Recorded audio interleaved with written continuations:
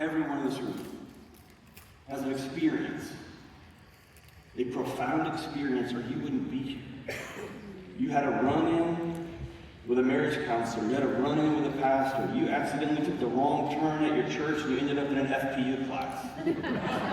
You were driving down the road and this hillbilly-sounding guy was yelling at somebody on the radio and you thought it was hilarious, and 2 months later you're sitting down in front of your husband or wife being like, let's get out of debt. And I'm like, what, right? Everybody in this room has an experience. But your experience is not a universal truth. One of the biggest challenges I see with coaches and with counselors is this false sense of expertise. Here's what that means. I get calls from people all over the country. Me and my husband were married. We both cheated on each other a whole bunch of times. We almost got divorced. We then saw a marriage counselor. We've worked it out, and now our marriage is better than ever. We want to write a book on how to be married. And we want to be marriage personalities to teach people how to save their marriage and how to not cheat on each other and how to come back from infidelity. And I always just go, oh God, please don't do any of those things that you say you want to do. Here's why. They have an amazing story to tell. And it's a story worthy of being told. But it's not truth for everybody who's struggling with marriage. And if you make your story the story that everyone needs to conform to, you'll bury it. And if you don't have a story, it can be very hard to connect with people. Right? Last weekend, I went and spoke to a bunch of PsyOps guys with the Army. Whenever I go speak to military folks, there's a certain way I have to enter that conversation because I've never been in the armed services. And they look at me and go, who do you think you are, dude? And they're right. And so your experience is important. It's so important. And if you're a coach, can we just be honest and call this out? You have to have some sort of an ego. That's not a bad thing. You have to believe that I can sit down at a table in the middle of somebody's crazy mess, and I'll have the talent and the skill or the presence or whatever to help that person. You gotta kind of believe in yourself to do that, right?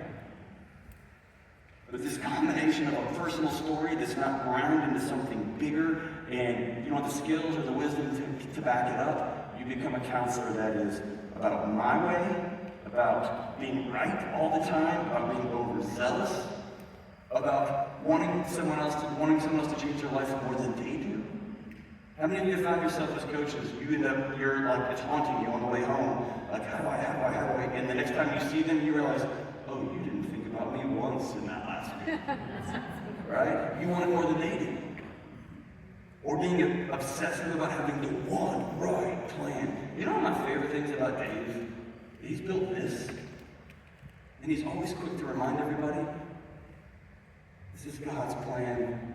This is my grandma's plan.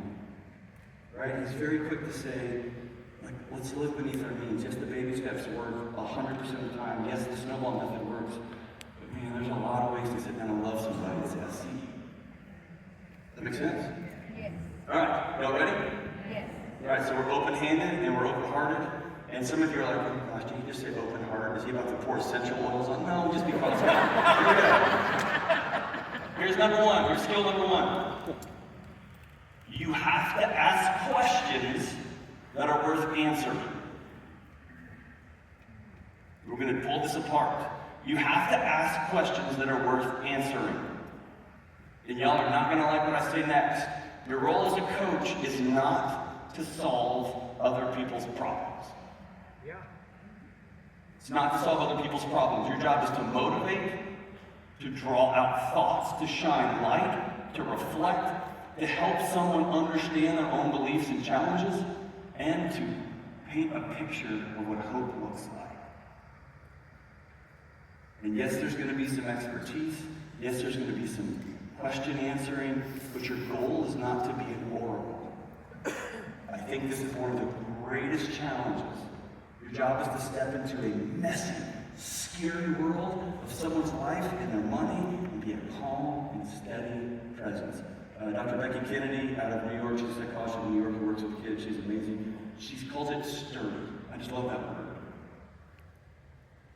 I've learned to not call my wife, you look sturdy. I won't say that. But the word sturdy, you just tell somebody, I'm not scared of your mess.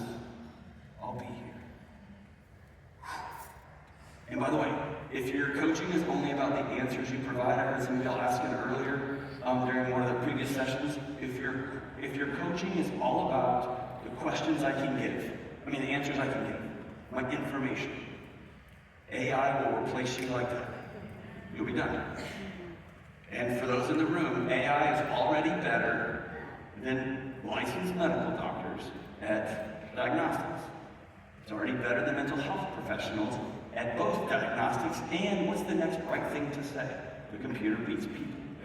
So if it's about, I have all the answers, that gig's already up for us. So far, a computer can't sit down with somebody whose life is completely out of control and be a calm and sturdy, steady presence and say, look, see, man. And their whole body goes,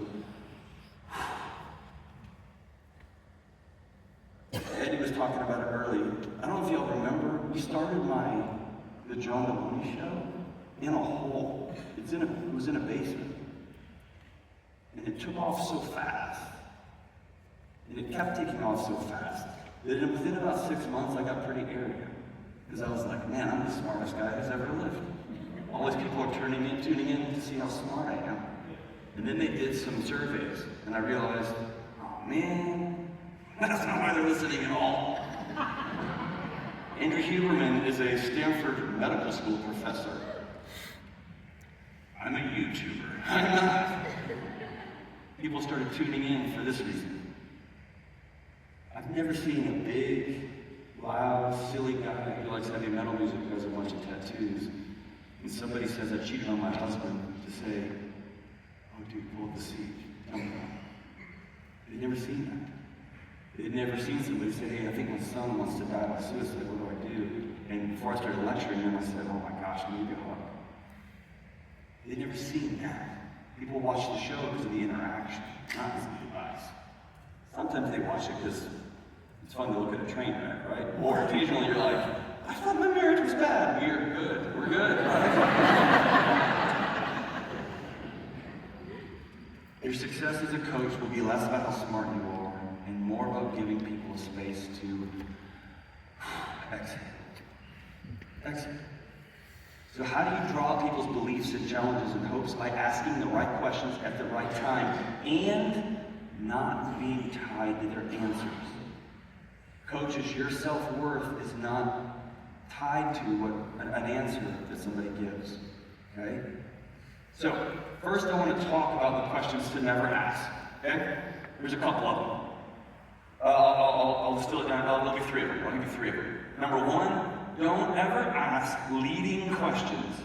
These are look how smart I am questions, or passive-aggressive questions, or mom to annoying teenager advice questions. These are questions you already know the answer to. You know they know the answer to them, and you're trying to railroad them into a particular answer. Here's a good example, right? They're thinly veiled pieces of advice, right? Wow. Have you ever learned how to count? Right? Or, I don't know, have you considered not being so stupid? Things. Or here's one for us. Have you ever thought about doing a budget? You know the answer is yes. They know the answer is yes. And it's not, they're done with you. Because they know. All right, we'll talk about the right way to ask that question here in a minute. But, by the way, can we just say this, call this out, and I'm sure that other speakers have talked about this today. What Dave does, I won't speak to Dave, what I do is not coaching, and it's not therapy on my show. I have about 10 minutes to get about 6 months worth of connection with somebody real fast. And it's a show. There's some theater to it, right? And so when I ask somebody, do you really think cheating on your husband is a great idea? It's not a good counseling question. It's not a good coaching question. That's a great get people to click on YouTube question, right? And so if you watch my show or when Dave, he's like, what are you, stupid? Right? Not a good coaching question. Incredible theater. Right?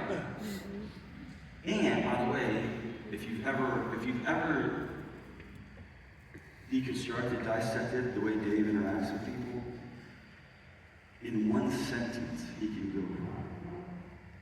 He's also a savant with 30 years experience of getting there real quick. Okay? Here's the second question. Don't ever ask closed questions unless you're closing a session or you're getting a firm commitment or seeking some clarity. What is that? Closed questions are questions that can be answered with a yes or a no. They shut down a conversation, but more than that, they give a client an easy out, or it puts them on the defensive. Here's an example. Do you think a budget would give you some breathing room? Yes.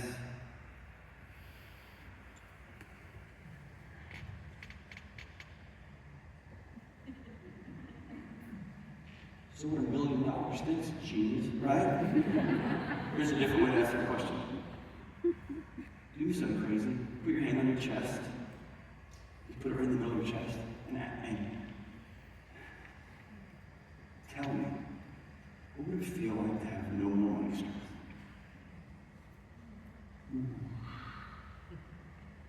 Right? That's the same question. One they can answer with a yes or no. One they will tell you a story. And then they're opening up to you. And for whatever reason, people love to have their stories heard and acknowledged and witnessed. The great David Kessler says, grief demands a witness. That's how healing works. Every religion in human history has some sort of confession component to it, and leave it to us Christians to turn that into a, what's everything you did bad? Tell it, say it out loud. The idea of confession was, I'm hurting, are you hurting too? I see your pain. Right? So that idea, like, give people an opportunity to tell their story. 99% of the time you want to ask your clients open questions, begin with words like what and when and where. Two of my favorites in the world, and once you hear me say these are my two go-tos. By the way, if you ever get lost in a session, and you don't know what to say next, here's your two get out of jail cards. And if you listen to my show, you're going to start cracking up. You're going to be like, oh my gosh, you got lost, you got stuck. Because I do all the time, okay? Get out of jail card number 1, tell me more about it. And you know what you can say after that? Anything in the whole wide world. You can be talking about a budget. You can get to the end. They can say, my dad's an alcoholic and my mom died by suicide. And you're going, I don't know what to say next. Tell me more about your son. Now we're into a new conversation. You don't have to be an expert on suicide. You don't have to be an expert on child abuse. You don't have to be an expert on loss and grief. You have to be an expert of, I'm going to be sturdy in the middle of your story. Nothing you can say is going to let me out of here. Tell me about your son. And we're going to get our way to where hope is. The second one is, and I love this one, teach me. This especially works if you've got young kids. Teach me about how that works. Teach me about how you do money. And what you're doing is you're taking somebody whose life feels out of control and you're handing them the keys and you're saying, you're driving, I'm going to sit at the passenger side, I trust you driving. And often, people's entire physiology will change. They'll go, this guy trusts me more than I trust myself. Teach me about how you do money. I don't know how to do it. You do it somehow. Teach me about it. I'm not, teach me. I bet it's hilarious. Teach me about it. Well, I just take receipts and I dump them in a box and you're like, and pretty soon you're laughing together. And then you can say, how does that work? How does that work? And they're like, it doesn't work. And you're like, and now you got it. Now you just booked your second session. Okay? There's number 3. Never, ever, ever ask a why question. When I would teach graduate counseling courses, that would be on the first day. Why can't you just keep a budget? Why don't you just spend less? Why do you keep looking at pornography? Why did you have that other drink? Why did you yell at your kid? I don't know. If they did know, they would probably stop. But that question of a why says, I'm up here and I'm looking down at you. You are less than me, and why are you up here with me? And that's a way to confirm that they have a distance between themselves and everybody else. Okay? Open questions make space for longer answers. They assure your client that you're curious and non-judgmental. The other side of asking great questions is active listening. There's a great quote in the movie Fight Club, which is not a great, it's not like a good movie like in terms of like good for your soul, but it's an amazing movie in terms of, gosh, the one of the quotes that stuck with me since I was a kid and saw that movie is, most of us never listen. We just wait for our turn to speak. And we so often ask questions, and we're already formulating our answer, what we're going to say next. We don't even listen. How many of you ask somebody, this is my cardinal sin. I did this to many of you last night, and I am publicly apologizing. I said, hi, what's your name? And you told me, and I was already formulating what I was going to say next. I don't know any of your names. It's rude, it's disrespectful. Often you begin formulating the next important answer. Listen to people's answers, okay? And we'll get to what that means here in a bit. After hearing them out, rephrase or summarize what they've heard, you can clarify. Listen for highlighter language. I love these. You'll hear me do this on the show a lot. Someone's calling about their husband keeps drinking. And I'll circle back after a few minutes of listening to them, and I'll say, hey, you've mentioned your scared kids 4 times. Tell me about your kids. And then they just start sobbing. So many people, when they're hurting, they have these built-up systems. It's their fault, it's their fault, it's their fault. And when you listen to that highlighter language, what do they keep saying? They keep saying, I'm scared. They keep saying fear. They keep saying blaming, blaming, blaming, blaming. Sometimes if you just bring that word back and say, you keep talking about this, you got it, right? And it reinforces, oh, they're listening to what I'm saying. Ask open questions and active listening. It takes a long time to practice and cultivate this, okay? All right, number 2, blame the problem, not the person.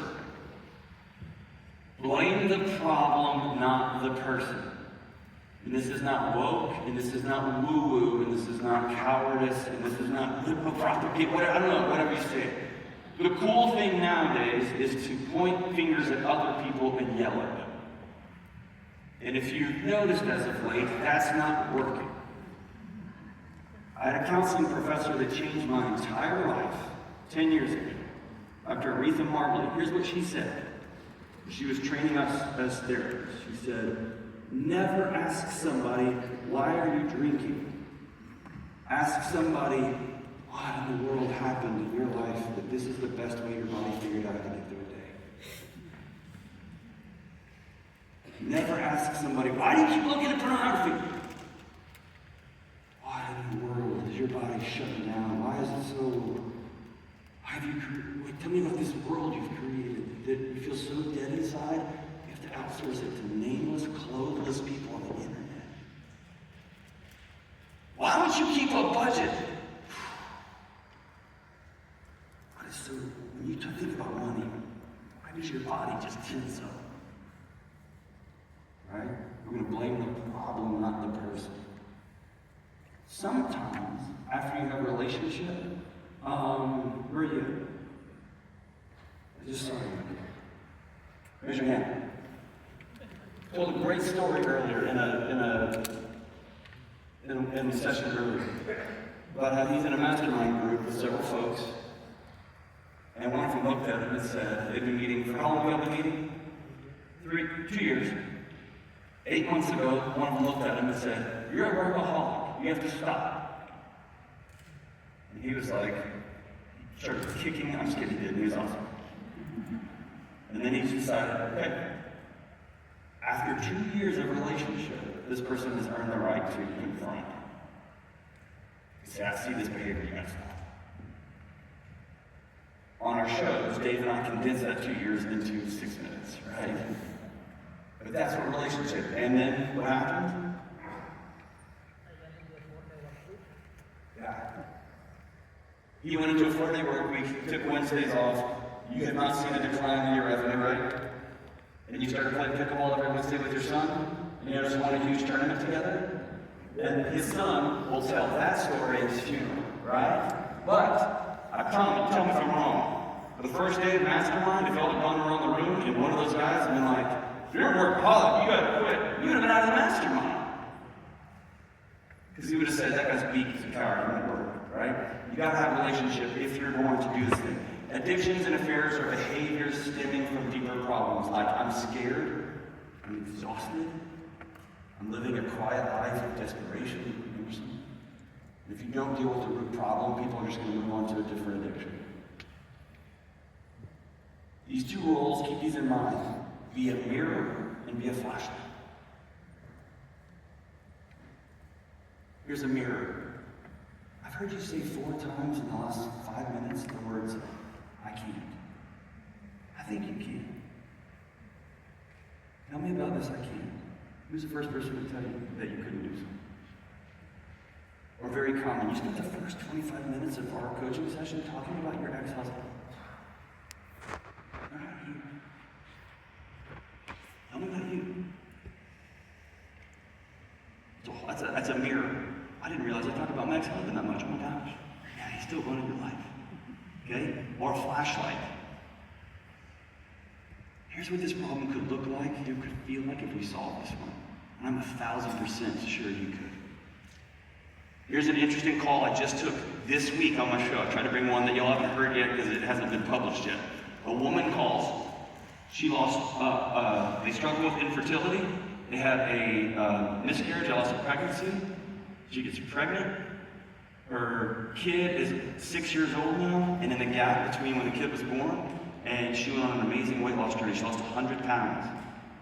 After the kid was born, after the baby was born, there was a period of like, I've got a new child, and then her body revolted. She had to have quasi-emergency hysterectomy, had a major surgery. Well, in the process of having a newborn, having a major surgery, where surgeons took out an organ, and she gained 10 or 15 pounds back. And she hadn't been able to work out. And mind you, she has a husband who is repeatedly saying, you are beautiful, do you want to? Didn't matter. In her soul, she was less than. Wasn't enough. And so as we begin to walk through it, suddenly she hates herself, she hates her body, and it's not based on any sort of metric that's in reality, it's here.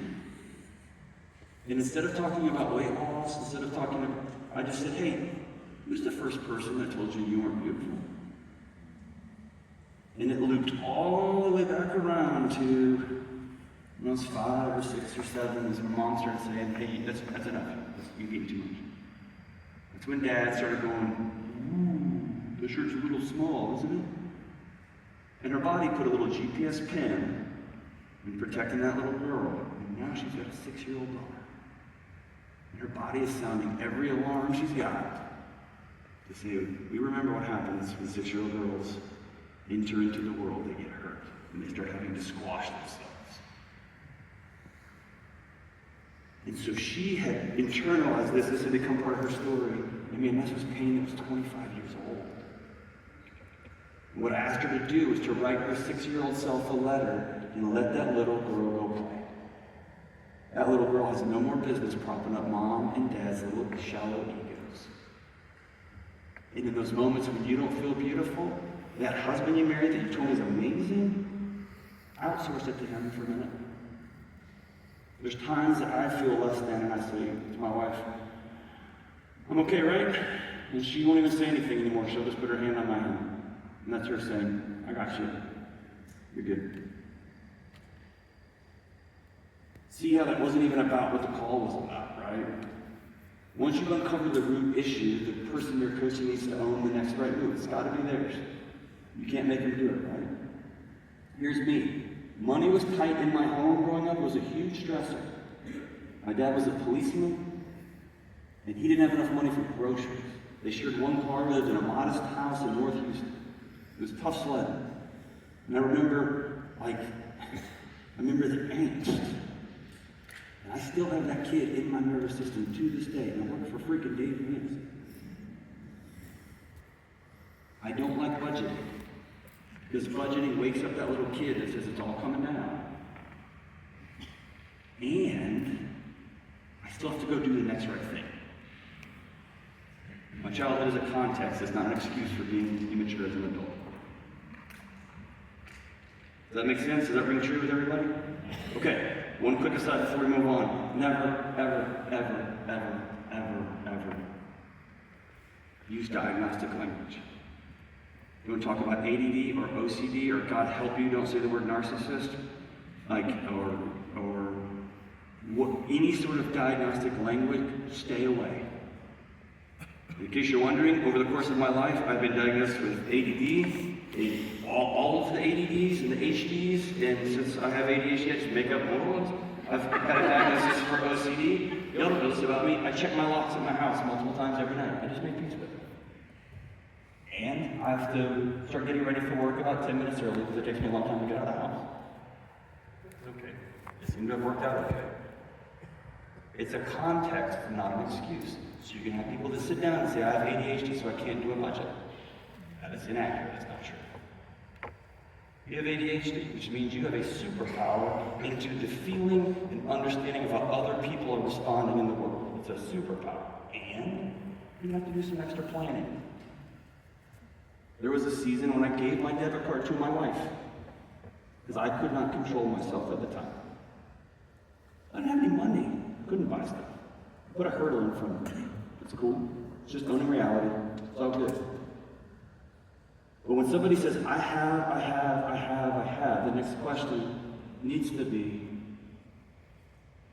are you interested in coming up with a plan that can work with this and through this so we can get you where you want to go?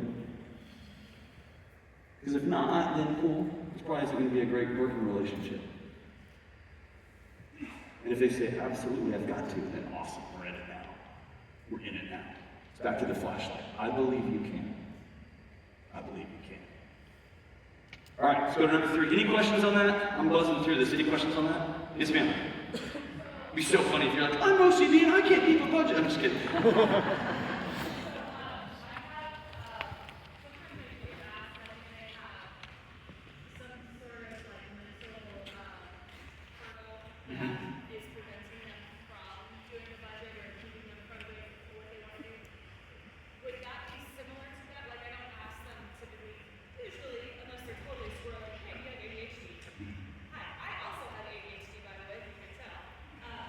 Squirrel, right? Yeah, exactly. Here's how I would ask that. I would say, has God given you some challenges that make it hard to? Because all ADHD is, biochemically, it's a body's response to chaos, especially as a child. All anxiety is, you'll heard me right about that, all it is a smoke detector. Your body, for whatever reason, has detected you're not safe. It could be real, it could not be real. Doesn't matter. The alarms are ringing. If these alarms came off in here, it wouldn't matter if there was a fire or not. We would all have to exit this building, right? The alarms came on. Cool. What are we going to do next? What are we going to do next? Does that make sense? Just don't. Here's the caution. When somebody's like, I'm all over the place and it's wild and it's so hard for me to keep a budget, don't find yourself saying, sounds like you've got ADHD. They will tag their soul with that, and that will be the pair of glasses that they look through the world and their abilities and capabilities, sometimes forever. And this isn't in my notes, but my husband does this and this and this. God, he's not like a narcissist. And then they go, I love you. Sounds like you want me to go talk to a marriage professional. That's outside the scope of what I can do. But I'm here with you. You're talking a lot about your husband. Man, it sounds hard. Let's talk to you. You come here with me. So you're saying, I hear you. Validate me. What you're saying is real. I believe you. You're not here. Let me talk. Okay? Number 3. Unconditional positive regard. From The great Carl Rogers, the guy who trained me, calls him the father of modern counseling. He's not Freud. He took Freudian stuff and said, actually, it's about the relationship. It reminds me of, this is the best way I can explain it. I remember holding my son for the first time, and I remember being overwhelmed in a new way. I wasn't one of those dads that held my son and birds started chirping and then lasers started coming. That didn't happen to me. But I remember a few weeks after he was born, I was pushing him in a stroller, and a dog came firing out from behind a house somewhere in West Texas. And I remember just, it makes me laugh now. I put his little stroller behind me, and I stepped forward to kill a dog. And it was enough to where the dog was like, I think I'm out. But it was like, and just, and that dog, the dog runs off. And I remember, I was like, son, right? But more than that, I didn't know that was in me. I knew I could talk real big. I'm a Texas male, I'll fight for my family. I didn't realize that switch is automatic. This unconditional positive regard. I realized with my son, this is the first time that I have ever loved anything in a non-romantic way. That I would be willing to stand between him and anything. Unconditional positive regard is this idea that I love the person sitting down in front of me. Love you. I'm so glad you're here. I don't have any judgment towards you other than I'm so glad you're here. This is a non-judgmental presence. And I'm telling you, y'all have all felt this. You can feel somebody sizing you up and judging you 1,000 miles away. Most of us have never felt this in our entire life. Our spouses judge us. We judge ourselves, right? Your bosses judge you. Everyone's always judging everybody. Your breath, your clothes, your hair, your eyelashes, your fingernails, your shoes, your cars, your lawn. Bro, I just moved into a new house. There was a lawn competition going on between the dads in that neighborhood. Some of those suckers didn't even cut their own lawn, which is kind of cheating, but whatever. Everyone's always judging everything. And since we're all being judged all the time, our life becomes American Idol, and we become Simon Cowell inside our own heads. Right? And then, as Shakespeare called out 400 years ago, all the world's a stage and we're just players. And then you sit down with somebody who just loves you. And if you've ever had the honor and blessing of doing that with somebody, your whole body goes. How many of y'all had an